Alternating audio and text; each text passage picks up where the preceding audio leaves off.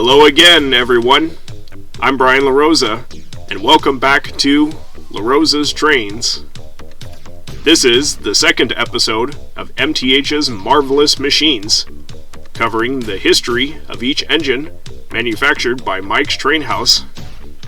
It is also the first crossover with Lionel's Laureate locomotives.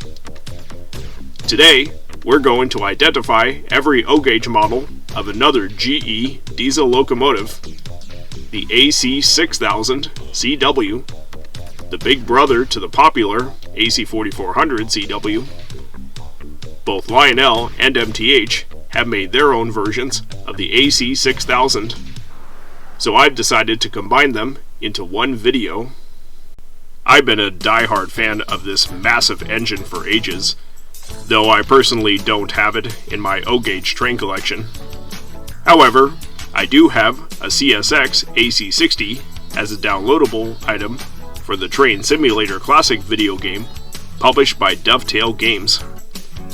I used to play with the older Microsoft Train Simulator, but ultimately quit until my re-entry into the simulation hobby last summer. I particularly enjoy operating Thomas the Tank Engine on the West Somerset Railway, as featured in Train Sim World 5.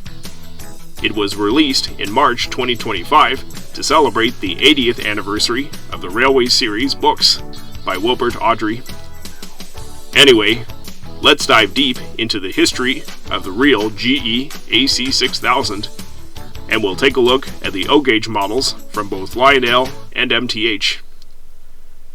So sit back, relax, and enjoy our feature presentation.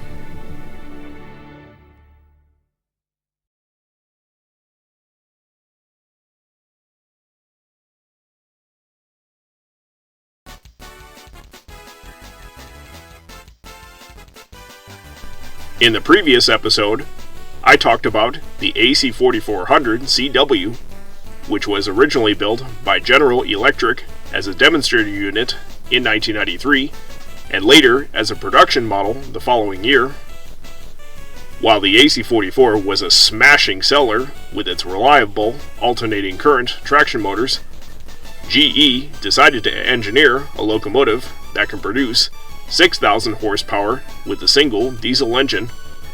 The company believed that without AC traction, the same amount of power may not be guaranteed in a DC motored locomotive. Despite the success of AC technology, GE had to face the limitations of its existing engine, the 16-cylinder 7FDL. It cannot possibly generate more than 4,400 horsepower, which has been utilized by an average locomotive in recent years. To solve this problem, GE collaborated with Deutz MWM, a German manufacturer, to develop a bigger V16 engine called the 7HDL. In theory, a single 6,000 horsepower locomotive can replace a pair of 3,000 horsepower locomotives that were built in the 1960s or 70s. This allowed unit reduction, which would increase efficiency and lower operating costs, as many older units, like the EMD SD40-2 and the GE C30-7, would have reached the end of their 20 to 25 year lifespan by the mid-90s. While GE was in the process of perfecting the HDL, Union Pacific was desperate to purchase the AC6000s and refused to wait for the new engine. In response, the builder commenced production of what became known as the AC6000 Convertible, or AC4460CW. These locomotives were instead assembled with the 4,400 horsepower FDL engines, but had the option to be upgraded or converted to 6,000 horses once the HDL engine became available. The first official AC6000 was GE number 6000, outshopped in December 1995, which is now over 30 years ago. Happy belated 30th birthday to this locomotive. It was constructed along with 13 pre-production AC60s 10 for Union Pacific, and 3 for CSX. All these early units were indeed powered by their HDL engines. An earlier testbed unit, number 4400, was built a few months before number 6000 came out. A lot of online sources label that unit as an AC4400, but my understanding is that it was intended to be a convertible AC6000 as powered by its FDL engine. Unfortunately, I can't find any photos of number 4400 other than the 1993 built AC traction demonstrator, originally numbered 2000. However, the convertible unit was reportedly upgraded with the HDL engine and renumbered as 6001. As a result, 4400 would be passed over to the original AC44 demonstrator. Let's go over some of the major components that set the AC6000 apart from any other GE locomotive. For starters, these units do resemble the AC4400s, with the same wide nose safety cab, the same truck design, either high adhesion or steerable, and the same AC traction system. The biggest difference is, of course, the 7 HDL diesel engine with twin turbochargers. For that reason, the 6,000 horsepower versions have 2 exhaust stacks, whereas the 4,400 horsepower convertibles have a single stack.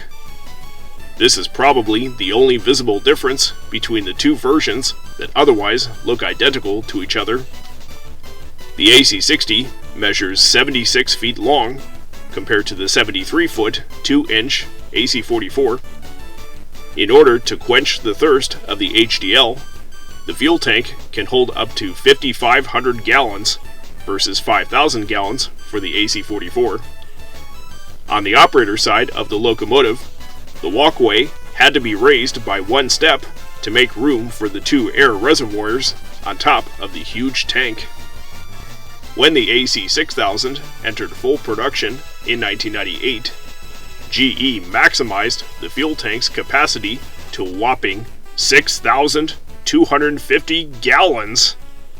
That's about the same number as the horsepower rating, I think. The final notable feature on the AC60 is perhaps the most conspicuous: the massive radiator wings. With an overhang at the extreme rear, the radiators are large enough to hold 550 gallons of cooling water for the diesel engine. Although Union Pacific and CSX were the only domestic purchasers of the AC6000, GE received an international order for 8 units to be exported to Australia.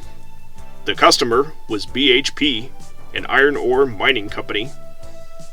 Interestingly, on June 21st, 2001, all the BHP units were assigned to haul the world's longest freight train with a total of 682 ore cars. My God, that's over 4.5 miles long. The AC6000 is General Electric's most powerful single-engine diesel locomotive, but it's not quite as good as the AC4400. There were 2 disadvantages. The first was standardization, as most American railroads preferred locomotives ranging from 4,000 to 4,400 horsepower. This is still true for today's practice.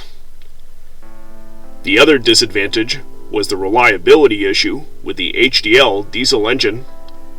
Consider 2 scenarios. 1. A trio of AC44s coupled together as a multiple unit arrangement. And 2.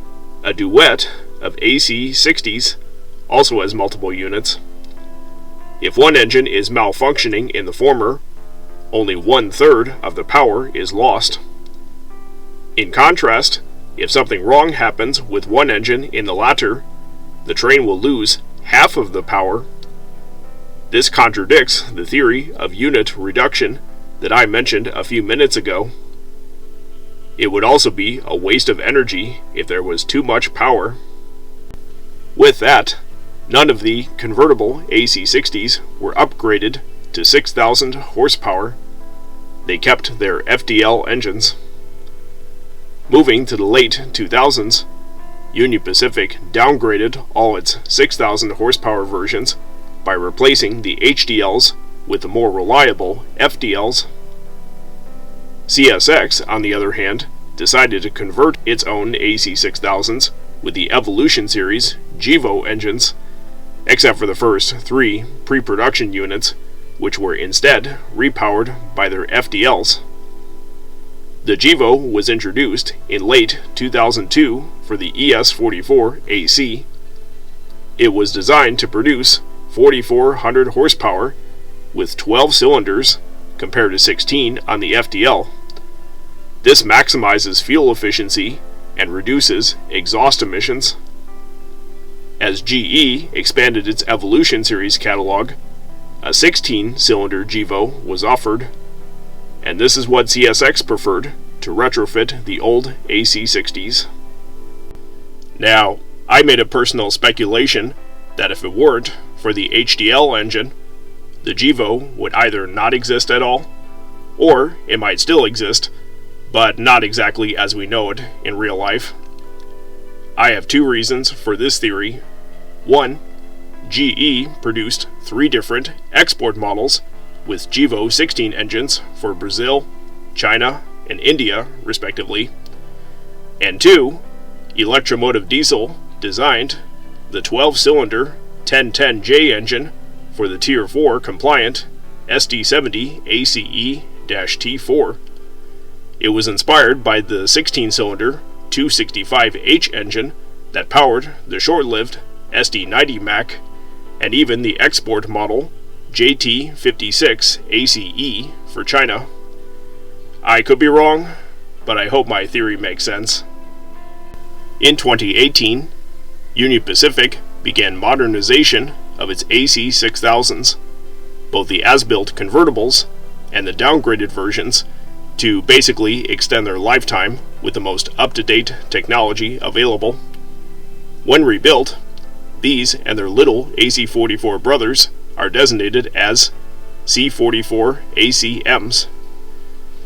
CSX, however, eliminated all but 3 AC60s from its roster. Numbers 600 to 602 are the only units left, but they're not so likely going to continue their service on CSX as of this video you're watching. In case you're curious, the Australian BHP units were all scrapped. Despite the disappointing performance of the AC6000, let's end this chapter with a positive note, because I personally hate to criticize any locomotive type when I'm only a rail fan. In 2019, the Western New York and Pennsylvania, a short-line railroad, acquired its first former CSX AC60 to replace its aging fleet of Alco-built diesels. A total of 8 examples operated on the W and Y and P for only a few years until 2024, when they were all sent to Wabtec, the successor to GE Transportation, in Erie, Pennsylvania. In 2022, Wabtec was kind enough to donate an AC6000 testbed number 6002, originally built as Union Pacific 7511, to the Lakeshore Railway Museum in northeast Pennsylvania. It is located approximately 12 miles northeast of GE's Erie Locomotive Factory. 7511 was reportedly damaged by a fire and was sent back to the builder in 1999, less than a year after its delivery date. It was labeled as a warranty unit, so GE offered a replacement to UP with the same number. The damaged unit was then repaired and repurposed as the builder's third AC60 testbed. Now, what happened to the other numbers? 6000 is still on Wabtec property as of 2025, but 6001 was scrapped 10 years earlier. To the best of my knowledge, the latter was presumably the only convertible AC60 ever to be upgraded with the intended horsepower rating. I'm not sure whether 6000 still retains the HDL engine, but 6002 does. There is another AC60 that I would describe as a semi-preserved locomotive. In 2024, the Aberdeen, Carolina, and Western Railway received CSX number 656 and rebuilt it as an open-air drinking bar called Engine Room 87. The biggest changes occur in the engine and radiator compartments, but the operator's cab is still intact. Attached to the locomotive is a transfer caboose that is also rebuilt to house an indoor lounge area as well as an outdoor area on the top level. Pretty funny, isn't it? The AC6000 was admittedly inflexible and not very well received in terms of its reliability, but I still believe this locomotive created some very interesting history when you consider its size and power in a world of modern railroading. I've always wanted to visit the Lakeshore Railway Museum to see number 6002 and other preserved GE locomotives. If you ask me, my personal favorite AC60 is CSX number 602, named Spirit of Maryland, because I currently live in that state. On September 13th, 1996, this unit was unveiled inside the roundhouse at the Baltimore and Ohio Railroad Museum in Baltimore, Maryland, and that's where the Spirit name came from. The AC60 was mostly intended for high-priority intermodal trains, but it is not unrealistic to run this engine with a string of coal hoppers. So you can use that to pull pretty much any type of modern freight train. Overall, I think this diesel deserves to be a fan favorite. Alright, that completes the real-life history chapter of the GE AC6000CW. And now for the O-gauge models.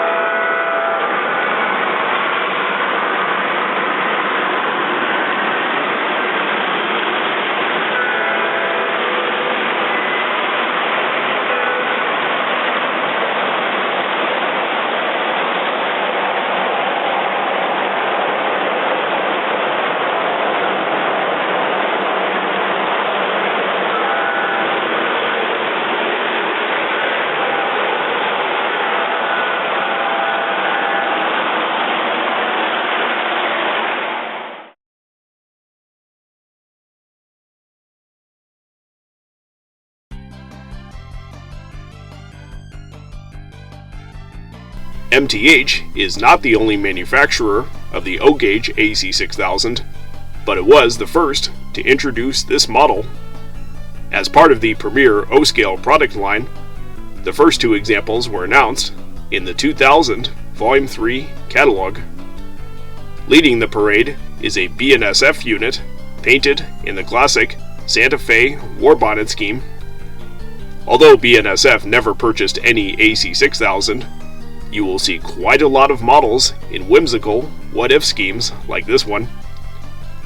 And here's the CSX version, the first prototypical diesel on our list. Both engines are equipped with Proto-Sound 2.0 and are designed to operate with MTH's Digital Command System, or DCS. 2002 Volume 2. Here's another BNSF AC60, this time in the Burlington Northern style livery that we normally see on the Electromotive SD70 Mac units. Next is Norfolk Southern, another what-if scheme. Cool. And here's the first Union Pacific AC60 on our list. All three paint schemes each include both powered and non-powered versions. It should be noted that only the actual 6,000 horsepower AC60s are available in O gauge, not the 4,400 horsepower convertibles, which makes sense for two reasons. One, both types are nearly identical to each other, and two, the twin exhaust stacks allow a double stream of smoke generated by the smoke unit to come out. Pretty neat. 2004 Volume 2. More AC6000s to choose from. Here's the green and yellow John Deere version. A nice idea to haul a long line of tractors. Next is BNSF in the familiar Heritage 2 livery. And then we have a Canadian Pacific AC6000. In real life, CP chose the SD90 Mac from Electromotive, but it would have been cool if it were interested in the GE AC60 as a supplement to its successful AC44 fleet. Of course, we're back to prototypical road names, including CSX, the GE Demonstrator number 6000, also nicknamed the Green Machine, and Union Pacific with a flag logo. 2008 Volume 1. Here's another BNSF Heritage 2 AC6000. And then we see a CSX unit with a colorful Diversity in Motion banner on both sides of the hood. Here's a Norfolk Southern version with a newer horsehead logo. And lastly, there's no AC60 offering without Union Pacific. While none of these engines have a two-rail scale-wheeled option, they do have Proto-Scale 3-2, so they can be easily changed from 3-rail to 2-rail operation at the flip of a switch. This feature is available on subsequent models from that point. MTH also provided a scale wheel conversion kit for those engines with high rail wheels pre-installed. Now, one unusual thing about the Norfolk Southern AC60 is that the headlight is mounted above the windshield and not on the nose. The older 2002 version has a nose-mounted light, but not the 2008 model. Although the real AC60s were all delivered with nose-mounted headlights, a UP convertible unit, number 7312, was wrecked while on NS territory, and its cab was severely damaged. As a result, it was sent to Norfolk Southern's Juniata shops in Altoona, Pennsylvania for repairs. When the work was done, 7312 turned out with the higher headlight configuration that is normally seen on most NS locomotives. I don't know if MTH was aware of this incident, but they bothered applying the prototypically accurate NS-style headlight on an AC60 like this one. Neat. 2010 Volume 2. We have another Union Pacific AC6000 with flags again, and the GE testbed unit painted red and gray. Next is Southern Pacific with a very interesting story. At first glance, you would think, hey, this is a fantasy livery, since SP never owned any AC60. You're right, that is true, but SP actually placed an order for 3 units just before its merger with UP in 1996. Consequently, they were never painted in SP colors, though they were passed over to UP and numbered 7010 to 7012. Funnily enough, SP could have chosen to number its AC60s from 600 to 602, similar to what CSX did to its first 3 units, should the merger not happen. And rounding up the 2010 list is CSX. Not much to say about it. 2013, Volume 2. This catalog features the first premier AC6000s equipped with Proto-Sound 3.0, as it replaced PS2 in 2011. About a year later, MTH also discontinued production of non-powered Premier diesels, with a few exceptions, such as the Norfolk Southern Heritage series in the form of GE ES44s and EMD SD70s. Here's a CSX AC60 painted in the YN3 scheme, another red and gray GE demo unit, Kansas City Southern, another cool What If livery, and Union Pacific. The KCS version is pretty weird because it inexplicably has the roof-mounted headlight just like the 2008 Norfolk Southern AC60.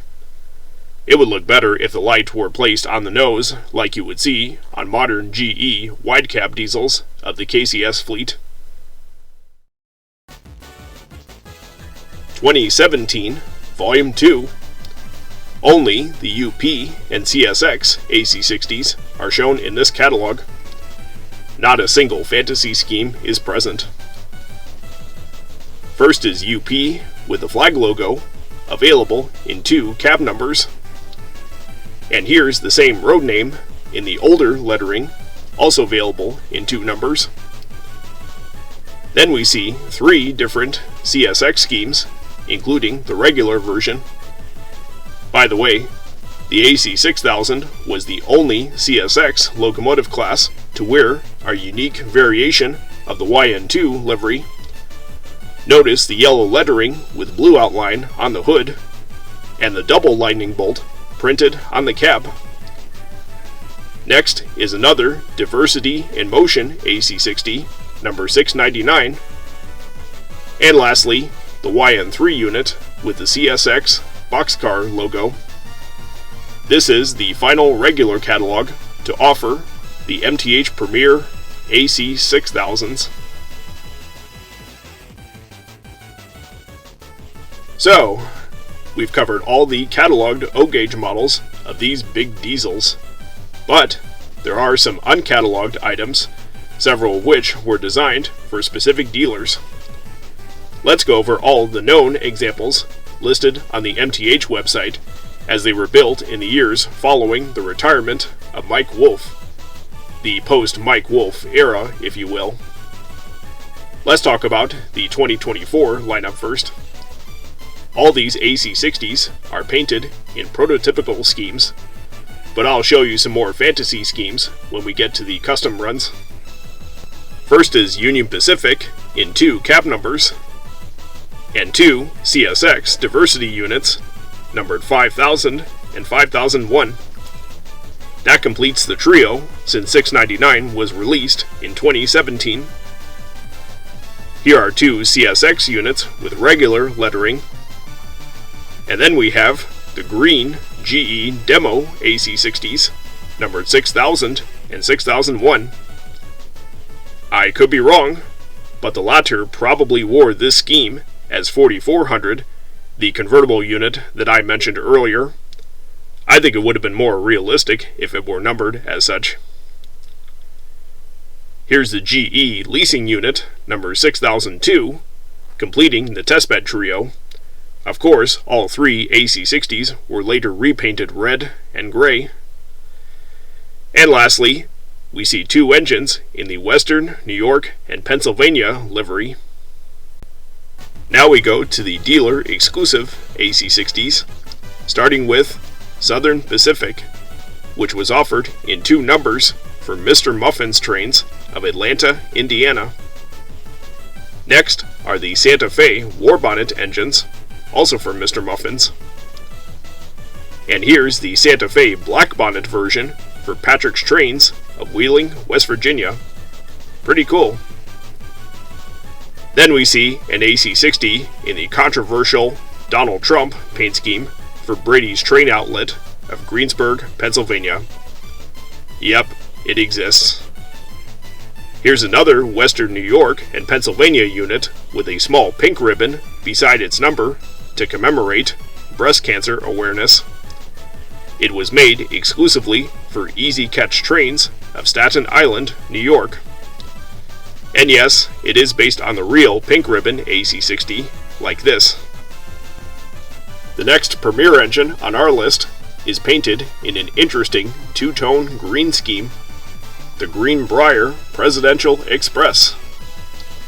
It is inspired by a luxury passenger train that was planned in 2009 to travel between Washington, D.C. and the Greenbrier Resort Hotel in White Sulphur Springs, West Virginia. The train was to be pulled by a 484 steam locomotive number 614, the lone survivor of the Chesapeake and Ohio Railways Greenbrier class. However, the Presidential Express was canceled in 2012 for multiple reasons, though there is some concept art as well as custom-painted scale models illustrating the train's appearance. That's why MTH created an AC6000 and some passenger cars in this extraordinary scheme for Patrick's trains. Here's a chassis system AC60 painted in the ever-beloved Sleeping Kitten livery. And here's the Baltimore and Ohio version. If you look on the cab of this engine, the writing next to the number accurately says, "The Spirit of America's First Railway," simply because the B&O was the nation's first common carrier. Oddly enough, both the chassis and B&O engines resemble Lionel's CSX Heritage AC60s, which will be covered in the next chapter of this video. The very last MTH Premier AC6000 we come to is painted to commemorate the 2024 Democratic presidential campaign of then Vice President Kamala Harris. So we got a bit of political balance. For some weird reason, it was announced along with the Trump version, which is an ES44 AC. Heck, that's not an AC60. Anyway, enough talk about politics, for goodness sake. Alright, the total number of Premier AC6000s is 73. That's a pretty good selling MTH engine. Altogether, there are 19 units with Proto-Sound 2, 37 with PS3, and 17 non-powered units, all built for 3-rail O-scale. When I counted the Premier AC4400s in my previous episode, the total of high-rail versions turned out to be 65, which is 9 more than all the powered AC60s combined, minus the dummy units. Not a bad difference. So what do you think of the results? Leave a comment below. Coming up next, the Lionel O-Scale AC6000s.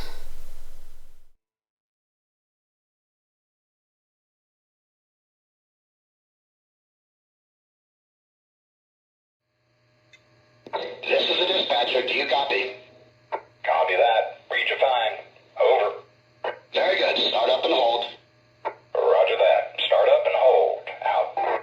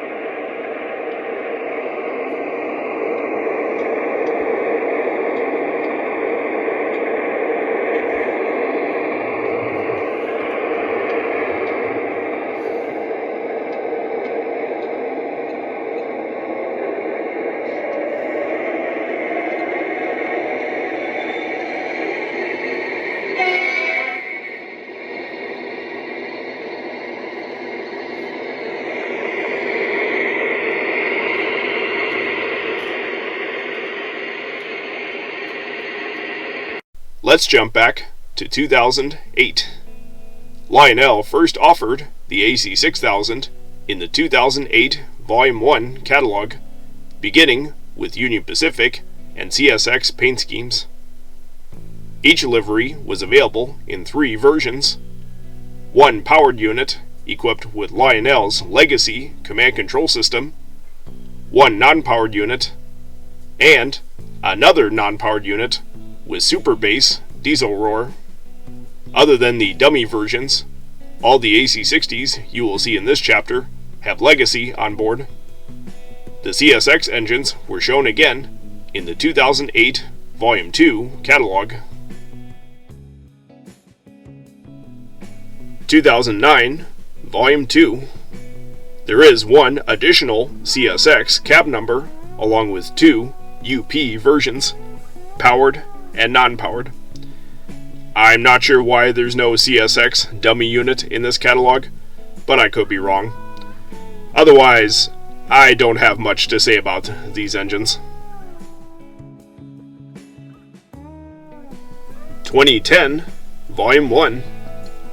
So this is interesting. First, we have one Santa Fe Warbonnet AC6000, and then we see a very cool freight set, the BNSF Ice Cold Express. It consists of one AC60 diesel, number 32, which obviously refers to the freezing point in degrees Fahrenheit, 3 refrigerator cars with their own special features, and an extended vision caboose. Although the paint scheme is fictional on the engine and caboose, the reefer cars are modeled after the real ones on the BNSF railway. In this set, each car contains a unique feature: one with diesel generator sounds, one with a smoke unit for frost effects, and one with a piece of cargo for play value. Amazing! The Ice Cold Express is by far the only O-gauge train set involving an AC6000. 2011 Signature Edition. We now see Lionel's own CSX Heritage AC60s, offered in 2 cab numbers for each paint scheme. It's crazy to think that CSX never had any legitimate Heritage units until 2023, which is 12 years later. My gosh! This catalog includes Baltimore and Ohio with a beautiful flag and Capitol Dome, Western Maryland in the Fireball livery, and the Family Line system. 2011 Volume 2.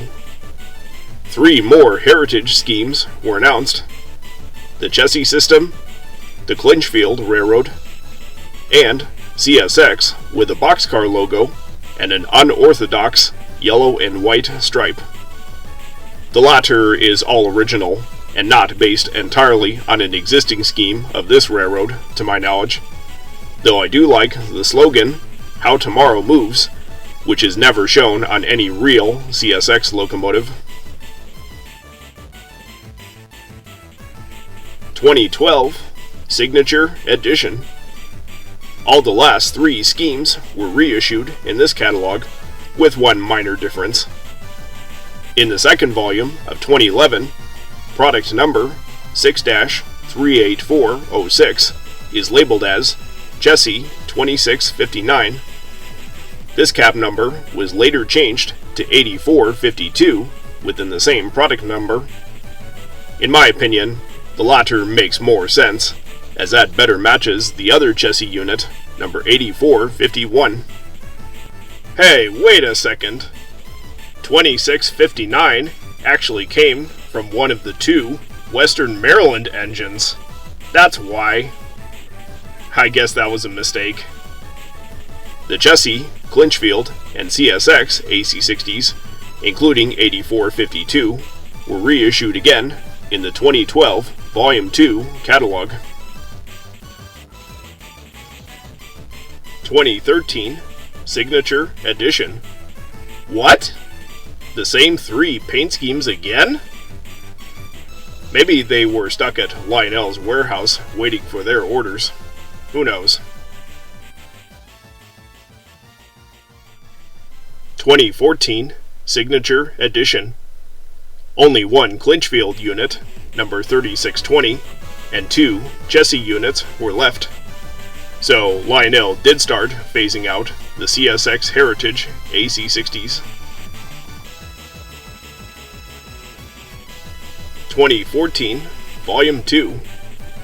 Finally, we're down to only 1 unit, which is Jesse 8452. Bye-bye, CSX Heritage engines. 2017 Volume 2. This catalog currently features the biggest selection of AC6000s from Lionel. First, there are all 3 GE demonstrator units, 6000, 6001, and 6002. A couple of CSX paint schemes, one with the YN3 boxcar logo, and the other with the diversity banners, Southern Pacific and Union Pacific. As usual, each road name includes 2 cab numbers, except for the 3 demo units.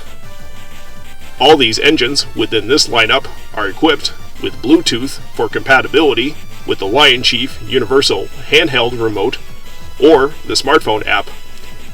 In fact, 2017 Volume 2 marked the beginning of Bluetooth control for Lionel's legacy-equipped O-scale engines. And that is all the Lionel O-scale AC6000s I could find in every catalog. So the total number is 34. That equals 29 legacy units and 5 non-powered units. Goodness gracious! Lionel cataloged 39 AC60s fewer than what MTH offered. That's a crazy difference. There have not been any legacy AC60s for nearly 10 years as of this video. So which brand do you prefer? If you have any thoughts about the results, please leave a comment below.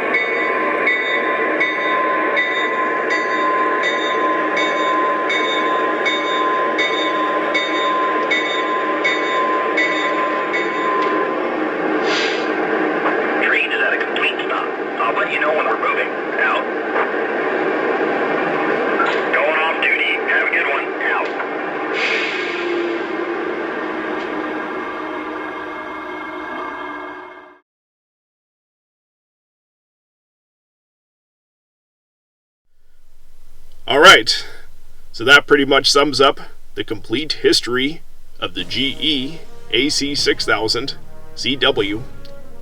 I hope you've enjoyed learning what's unique about this ginormous diesel and all the detailed facts behind the Lionel and MTH models of it. As I normally do at the end of my previous episodes, let's discuss the potential future of the O-Gauge AC60. You've already noticed that the only realistic paint schemes for America are Union Pacific, CSX, the GE testbed fleet, and the Western New York and Pennsylvania. But don't forget about the BHP units. I have seen some models like this in HO scale, although they may not have any Australian specific details. Still, it would be cool to see a BHP locomotive in O gauge. Crikey! Remember when I mentioned UP 7312 with the unusual headlight configuration? Since we've already seen a couple of premier AC60s with the upper headlights, I wish MTH should consider the same thing for this weird Juniata rebuild, or should I say Juni-oddity. How about a New York Central AC6000? CSX used to operate some of its units on the former NYC lines that were last controlled by Conrail, from the water level route in New York State to the Boston and Albany line in Massachusetts. Lastly, what if the Aberdeen, Carolina, and Western Railway chooses to run the AC60 as a rail locomotive instead of rebuilding it into a drinking bar? The purple paint scheme would look beautiful on such a massive engine. Now, will there ever be the locomotive bar as an accessory? In other words, a non-powered unit with a caboose? Well, it may be unlikely, but I don't think it's impossible to cut several parts of an O-scale AC60 and put some things like parasols, tables, chairs, and so forth.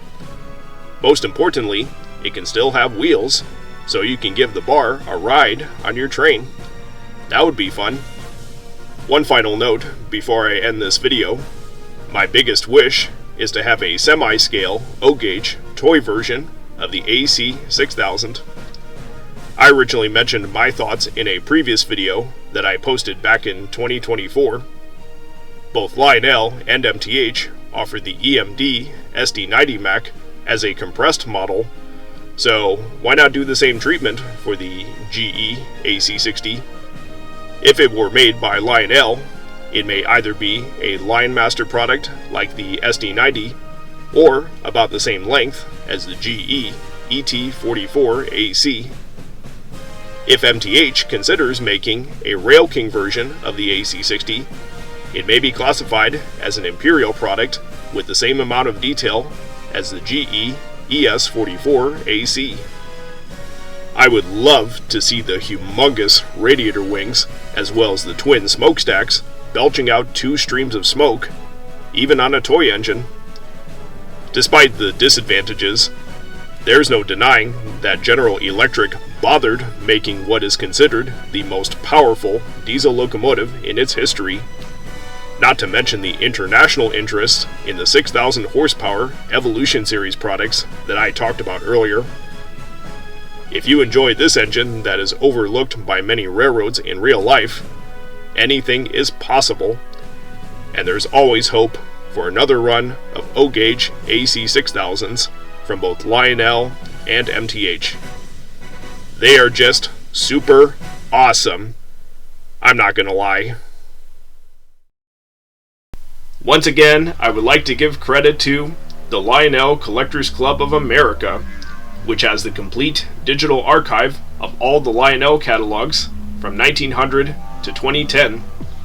Without it, I would not possibly be able to make a complete history video like this one you've just watched. If you'd like to visit the archives, you must apply for membership at lionelcollectors.org.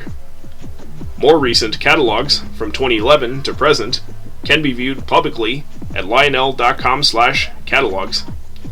Links to both sites are in the description. Hopefully, you'll learn and appreciate the promotion of every train product manufactured throughout the company's long-time history. To stay on topic with the GE AC6000, my pick of the month is a YouTube video, GM vs. GE, the horsepower war of the 90s, uploaded by Winnipeg Railfan. Much of his information is similar to what I already compiled in my video, but of course, he also talks about the AC60's rival, the EMD SD90 Mech. He finishes his video with a very meaningful lesson. Quality is better than quantity.